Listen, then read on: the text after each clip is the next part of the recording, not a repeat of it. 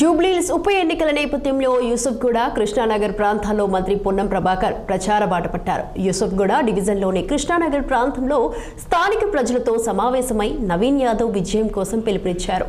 ఈ సందర్భంగా పొన్నం మాట్లాడుతూ జూబ్లీహిల్స్ అభివృద్ధి కోసం నవీన్ యాదవ్ లాంటి యువ నాయకుడు అవసరమని పేర్కొన్నారు. అభివృద్ధి సంక్షేమం కేవలం అధికార కాంగ్రెస్ పార్టీతోనే సాధ్యమవుతుందని అన్నారు. అలాగే ప్రభుత్వం అమలు చేస్తున్న సంక్షేమ పథకాలు, అభివృద్ధి కార్యక్రమాలను ప్రజలకు వివరించారు.